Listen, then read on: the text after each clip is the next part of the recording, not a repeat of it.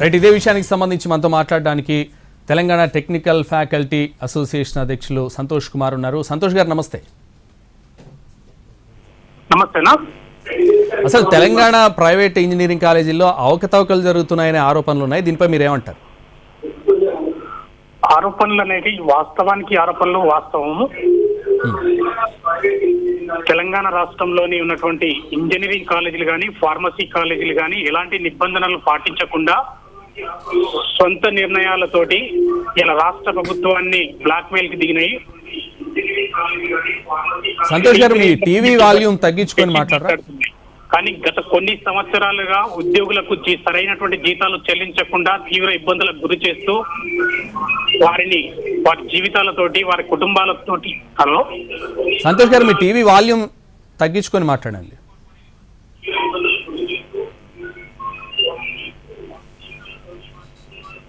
ఓకేనా? యా, చెప్పండి. వాస్తవానికి మనకి రాష్ట్రంలోని ఉన్నటువంటి ఇంజనీరింగ్ కాలేజీలు ఏవైతే ఉన్నాయో దాదాపు 145 కాలేజీ ప్రైవేట్ కాలేజీలు ఉన్నాయి, 119 కాలేజీలు ఫార్మసీ కాలేజీలు ఉన్నాయి, ఎంసీఏ కాలేజీ 180 కాలేజీలు, ఎంబీఏ ఎంబీసీఏ కాలేజీలు ఉన్నాయి. వీటి కాలేజీలలో పనిచేస్తున్నటువంటి అధ్యాపకులకు సరైనటువంటి 7వ వేతన సంఘ జీతాలు చెల్లించకుండా గత కొన్ని సంవత్సరాలుగా అధ్యాపకులను వేధిస్తున్నాయి.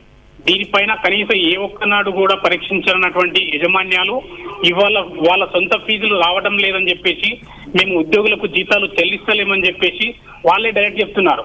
మరి మొన్నటికి మొన్న జరిగినటువంటి ఎఫ్ఎఫ్సీలో ఏమి ఇచ్చారు? మేము అన్ని జీతాలు చెల్లిస్తున్నాం అని అఫిడవిట్ రూపంలో రాసిచ్చారు.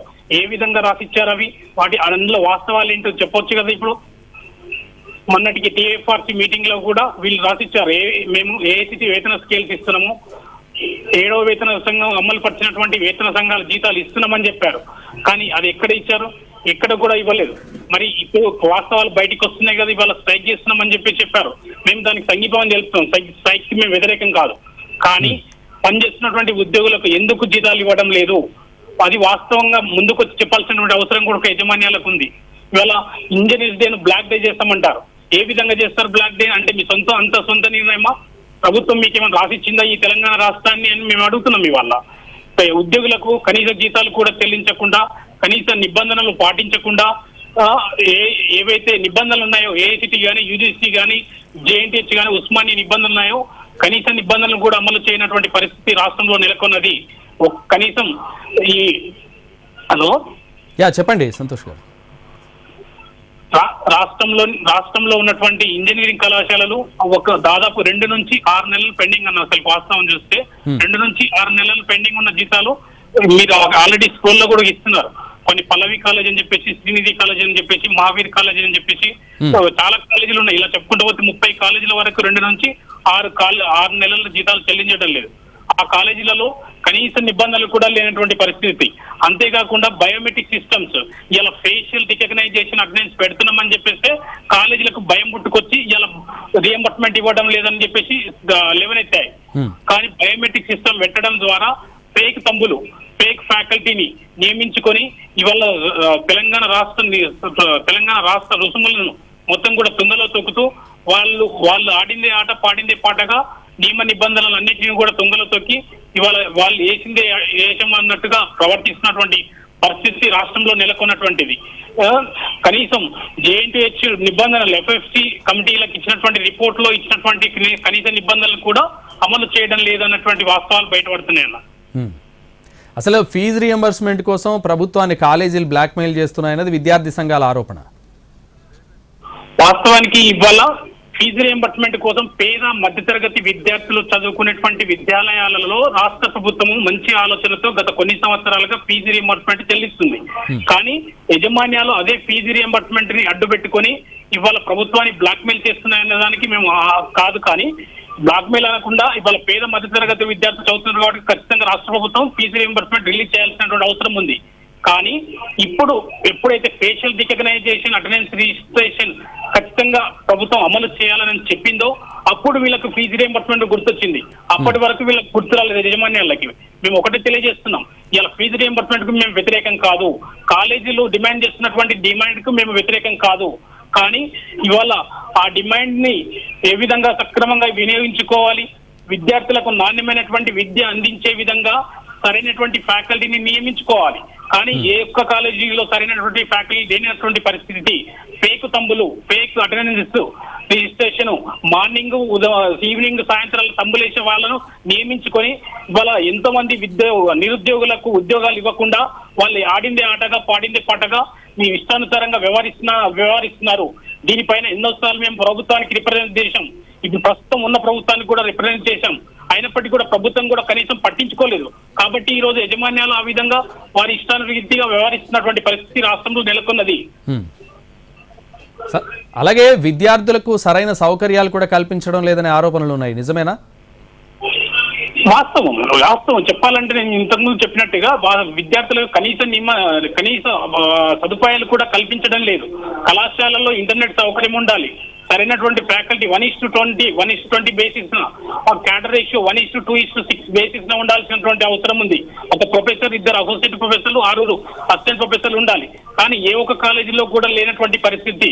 99.9% కాలేజీలలో ఈ క్యాడర్ రేషియో లేదు. దీని ద్వారా విద్యార్థులు ఎంతో నష్టపోతున్నారు. విద్యార్థులే కాకుండా అటు నిరుద్యోగులు కూడా వాళ్ళకు ఉద్యోగాలు రాక నష్టపోతున్నటువంటి పరిస్థితి. ఈ క్యాడర్ రేషియో అమలు చేయాలని JNT ఒకసారి నోటీస్ ఇచ్చింది. దాన్ని కనీసం కూడా పట్టించుకున్నటువంటి పరిస్థితి ఇవాళ ప్రైవేట్ ఇంజనీరింగ్ కాలేజీలు ఉన్నాయి. ఆ ప్రైవేట్ ఇంజనీరింగ్ కాలేజీల పైన నిర్వహణ ప్రభుత్వం వైఫల్యం చెందింది. ప్రభుత్వం కనీసం పట్టించుకోకపోవడంతో ఈ రోజు ప్రభుత్వం పైన బ్లాక్ మెయిల్ కు దిగినటువంటి పరిస్థితిలో ఇలా విద్యార్థులు నష్టపోతున్నారు. ఎందుకంటే 75% అటెండెన్స్ ఉండాలని చెప్పారు.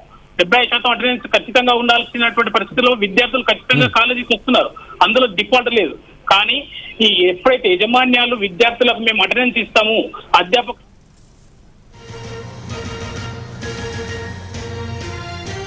రైట్, థ్యాంక్ యూ సంతోష్ గారు. రైట్, ఇదే విషయానికి సంబంధించి మనతో మాట్లాడడానికి పృథ్వీ ABVP సిటీ సెక్రటరీ ఉన్నారు. పృథ్వీ గారు నమస్తే. నమస్కారం అండి. ముందుగా ఎన్టీవీ ప్రేక్షకులందరికీ నమస్కారం అండి. అలాగే తెలంగాణ ప్రైవేట్ ఇంజనీరింగ్ కాలేజీల్లో అవకతవకలు జరుగుతున్నాయనే ఆరోపణలు ఉన్నాయి, దీనిపై మీరేమంటారు? ఈ రోజు తెలంగాణ రాష్ట్రంలో కళాశాలలో వాళ్ళ యొక్క ఫీజు రియంబర్స్మెంట్ బకాయిలను విడుదల చేయాలని చెప్పేసి వాళ్ళ బంధుకు పిలిపించడం జరిగింది. ఈ రోజు కొన్ని కళాశాలలో అవకతవకలు జరిగి ఉండొచ్చు. కొన్ని కళాశాలలు విద్యార్థులు రాకపోయినప్పటికీ ఫేక్ అటెండెన్స్ చేసి వాళ్ళు స్కాలర్షిప్ క్లెయిమ్ చేసుకోండొచ్చు. దీని వల్ల కొంతమంది వల్ల ఈరోజు చాలా మందికి జెన్యున్ గా నడిపేటువంటి కళాశాల యజమానులు నష్టపోతా ఉన్నాయి. ఈ రోజు BRS పార్టీ నాయకులు మాట్లాడుతూ ఉన్నారు. ఈ రోజు కాంగ్రెస్ పార్టీ రియంబర్స్మెంట్ విడుదల చేయడం లేదని చెప్పేసి కవిత మాట్లాడుతుంది, సబితేంద్ర రెడ్డి గారు మాట్లాడుతూ ఉన్నారు. BRS ప్రభుత్వము గద్దె దిగే నాటికి ఈ రాష్ట్రంలో 5,300 కోట్ల యొక్క పెండింగ్ స్కాలర్షిప్లు బకాయిలు ఉండిపోయినాయి. కాంగ్రెస్ పార్టీ, BRS పార్టీ, 2 పార్టీలు కూడా విద్యారంగాన్ని గాలి కొదిలేసి విద్యారంగాన్ని పూర్తిగా నిర్వీర్యం చేసినటువంటి పరిస్థితి. ఈరోజు మీరు కేవలం ఉస్మాన్ యూనివర్సిటీ పరిస్థితి తీసుకోండి. కేవలం ఉస్మాన్ యూనివర్సిటీకి దాదాపు 95 కోట్ల మెస్ బకాయిలు ఫీజు రింబర్స్మెంట్ రావాల్సి ఉంది. 95 కోట్ల యొక్క ఫీజు రింబర్స్మెంట్ అంటే ఉస్మాన్ యూనివర్సిటీ అంటేనే పేద మధ్యతరగతి విద్యార్థులు, గ్రామీణ ప్రాంత విద్యార్థులు, గిరిజన తండాల నుంచి, ఆదివాసీ గూడాల నుంచి చదువుకునే వాళ్ళు మేమందరం కూడా. అటువంటి విద్యార్థులకు ఈ రోజు తిండి తిందామంటే తిండి లేనటువంటి పరిస్థితి, నీళ్ల సార్ పెట్టేటువంటి పరిస్థితి ఈ రోజు ఉస్మాన్ యూనివర్సిటీ నెలకొంది. కేవలం ఉస్మానియా పరిస్థితి ఇట్లా ఉంటే, ఉద్యమ కేంద్రమైన ఉస్మానియా పరిస్థితి ఇట్లుంటే రాష్ట్రంలో అనేకమైనటువంటి కళాశాలలు మూతపడతా ఉన్నాయి. ఈరోజు మెరిట్ విద్యార్థులు చదువుకున్న తర్వాత స్కాలర్షిప్లు రాక వాళ్ళ యొక్క సర్టిఫికేట్స్ కళాశాల బీరువాళ్ళు మగ్గుతా ఉన్నాయి. ఈరోజు కాంగ్రెస్ ప్రభుత్వానికి చిత్తశుద్ధి ఉంటే రేవంత్ రెడ్డి గారు మాట్లాడుతూ ఉన్నారు, కాంగ్రెస్ ప్రభుత్వం రాష్ట్రంలో అధికారంలోకి వస్తే ఈ యొక్క విద్యారంగం యొక్క ఏదైతే గతి ఉందో మారుస్తామని చెప్పారు.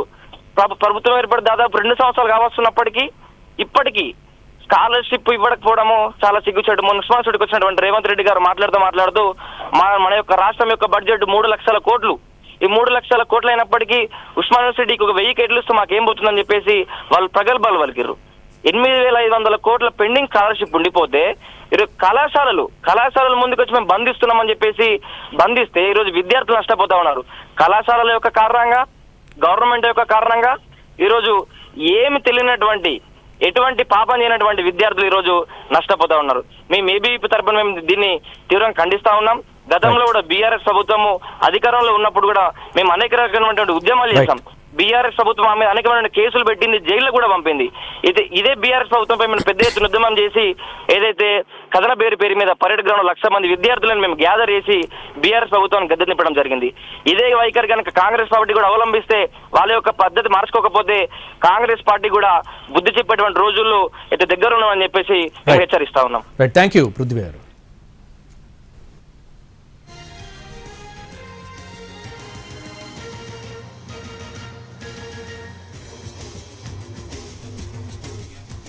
ప్రైవేట్ ఇంజనీరింగ్ కాలేజీల్లో సౌకర్యాల కొరతపై విద్యార్థి సంఘాలు మండిపడుతున్నాయి. విద్యార్థులకు సౌకర్యాలు కల్పించకుండా, ల్యాబ్స్ లేకుండా కోట్లు మిగిల్చుకుంటూ ఫీజు రియంబర్స్మెంట్ డబ్బులు ఇవ్వాలని గవర్నమెంట్ను బ్లాక్మెయిల్ చేస్తున్నారని ఆరోపించారు.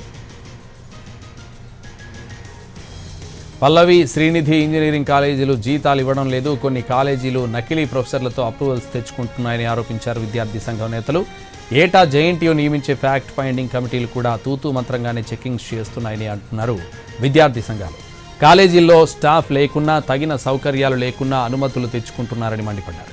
ఈ వాస్తవాలను దాచిపెట్టి ఇంజనీరింగ్ కాలేజీలు ప్రభుత్వాలను బ్లాక్మెయిల్ చేసేందుకు ప్రయత్నిస్తున్నాయని ఆరోపించారు.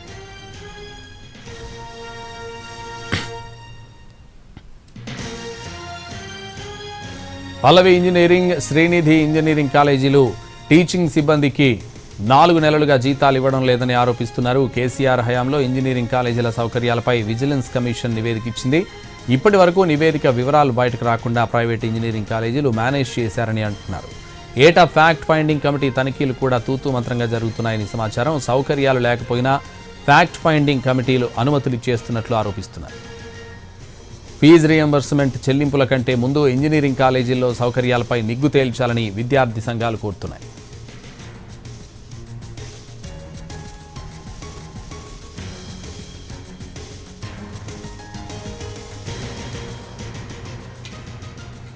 ప్రైవేట్ ఇంజనీరింగ్ కాలేజీల్లో సౌకర్యాల కొరతపై విద్యార్థి సంఘాలు మండిపడుతున్నాయి.